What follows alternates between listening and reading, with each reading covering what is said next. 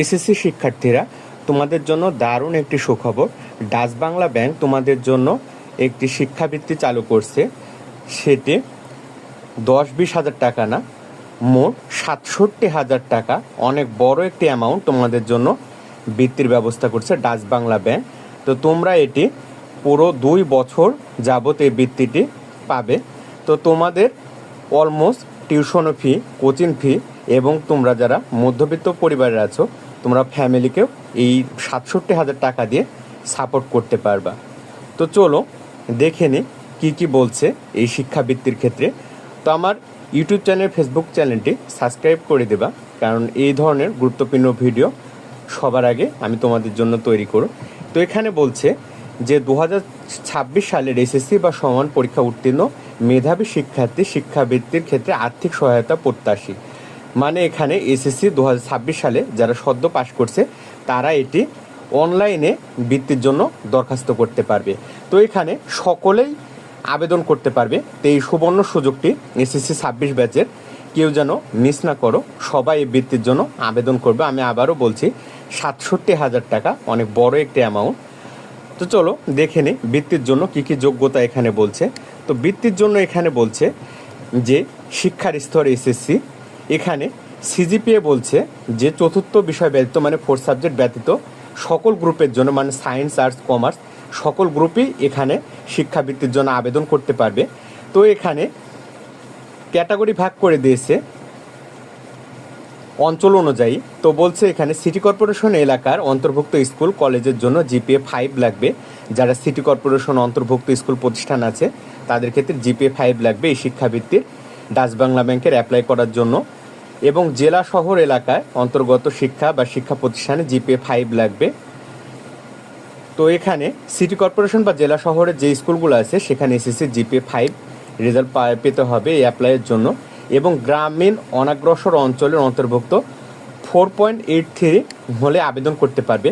তো গ্রামীণ অনগ্রসর অঞ্চলের জন্য এই শিক্ষাবৃত্তিটি অনেক বড় একটি হেল্পফুল হবে তার টিউশনি এবং পড়াশোনার সমস্ত খরচ বহনের জন্য। তো এই শিক্ষাবৃত্তির পরিমাণ এবং সময়কাল চলো জেনে নিই। এই শিক্ষার স্তর হবে এইচএসসি, মানে তোমরা এইচএসসির পুরো যে 2টি বছর আছে এই 2 বছর তোমরা টোটাল 67,000 টাকা পাবা। তো এই টাকাটি একেবারে দিবে না, এই টাকাটি মাসিক আকারে বৃত্তি হিসাবে দিবে। তো এখানে প্রতি মাসে এখানে বলছে যে 2,500 টাকা করে পাওয়া যাবে মাসিক ভিত্তি। এখানে বলছে যে এর সাথে বার্ষিক অনুদান হিসেবে টাকা দিবে, যেমন পাঠ্য উপকরণের জন্য, যেমন বই, খাতা, কলম, এই রকম পাঠ্য উপকরণের জন্য 2,500 টাকা এটি বার্ষিক অনুদান।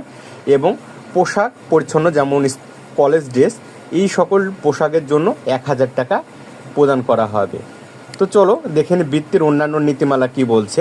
বৃত্তির অন্যান্য নীতিমালা বলছে যে সকল ছাত্রছাত্রী সরকারি বৃত্তি ব্যতীত অন্য কোনো উৎস থেকে বৃত্তি পাচ্ছেন তারা ডাচ বাংলা ব্যাংকের শিক্ষাবৃত্তির জন্য যোগ্য বলে বিবেচিত হবেন না। মানে তোমরা যারা সরকারি অথবা অন্য কোনো প্রতিষ্ঠান হতে বৃত্তি পাচ্ছ তারা এই ডাচ বাংলা ব্যাংকের শিক্ষাবৃত্তি হিসেবে যোগ্য হবে না। মানে যারা কোথা থেকে বৃত্তি পাচ্ছে না, সরকারি বা অন্য কোনো প্রতিষ্ঠান থেকে, তারাই শুধুমাত্র এই ডাচ বাংলা ব্যাংকের বৃত্তির জন্য যোগ্য হিসেবে বিবেচিত হবে। তারপরেরটি বলছে গ্রামীণ অনগ্রসর এলাকায় অবস্থিত শিক্ষা প্রতিষ্ঠান থেকে উত্তীর্ণ ছাত্রছাত্রীদের জন্য বৃত্তি শতকরা 90% নির্ধারিত থাকবে এবং মোট বৃত্তি শতকরা 50% ছাত্রীদের প্রদান করা হবে। মানে এই বৃত্তিটি অনেক বড় একটি অংশ গ্রামীণ এবং অনগ্রসর এলাকার যে সকল এইচএসসি 26 ব্যাচের স্টুডেন্ট আছে তাদের জন্য নির্ধারণ করা হয়েছে। এবং 50% নারী ছাত্রীদের অগ্রাধিকার দেওয়া হবে মোট বৃত্তির। তো নারী ছাত্রী এবং যারা গ্রামীণ বা অনগ্রসর এলাকায় শিক্ষা প্রতিষ্ঠান থেকে উত্তীর্ণ হয়েছে তোমাদের জন্য সুবর্ণ এটি সুযোগ। তো চলুন দেখা যায় কিভাবে আপনারা আবেদন করবেন। তো এখানে 2026 সালের এসএসসি বা সমান পরীক্ষা উত্তীর্ণ আগ্রহী প্রার্থীদের অনলাইনে app.dachbangla.com/dbbl স্কলারশিপ এই ওয়েবসাইটে গিয়ে তোমরা আবেদনটি করতে পারো। তো কিভাবে তোমরা আবেদনটি করবে এটি আমি নেক্সট ভিডিওতে দেখিয়ে দিব। এখানে গিয়ে তোমরা আবেদন করতে পারো। তো চলো দেখে নিই কীভাবে আবেদনের জন্য কী তোমাদের কাগজপত্র প্রয়োজন হবে। আবেদন করার জন্য তোমাদের আবেদনকারীর পাসপোর্ট সাইজের রঙিন ছবির স্ক্যান কপি লাগবে। এবং আবেদনকারী পিতা ও মাতার পাসপোর্ট সাইজের রঙিন ছবির স্ক্যান কপি লাগবে।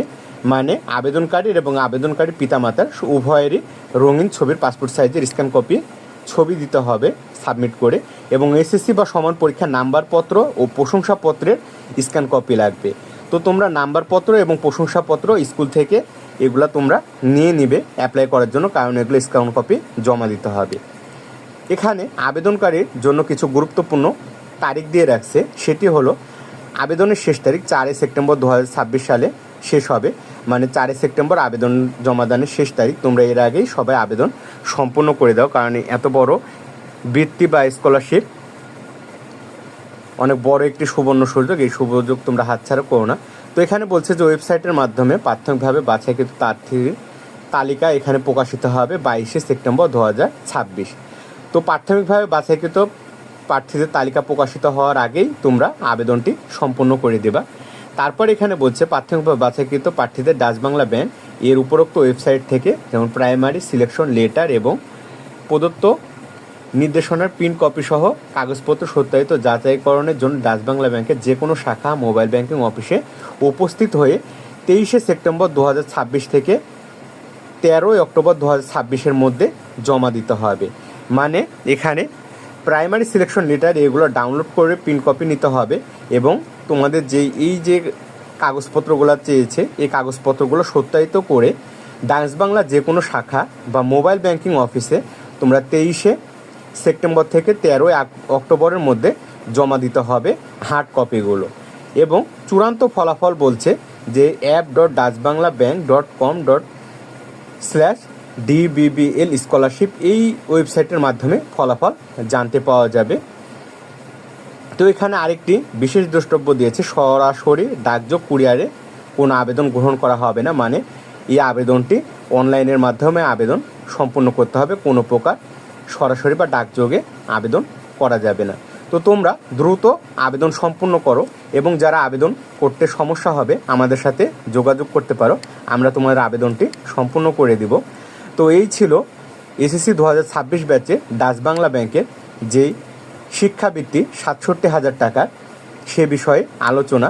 আশা করি ভিডিওটি তোমরা বুঝতে পারছো, এবং অতি দ্রুত তোমরা সকলেই এই ডাচ বাংলা ব্যাংকের শিক্ষাবৃত্তি কর্মসূচিতে আবেদন সম্পূর্ণ করো। ভিডিওটি ভালো লাগলে লাইক, কমেন্ট এবং শেয়ার করে পাশে থাকো। আজকের মতো এই পর্যন্তই। আসসালামু আলাইকুম।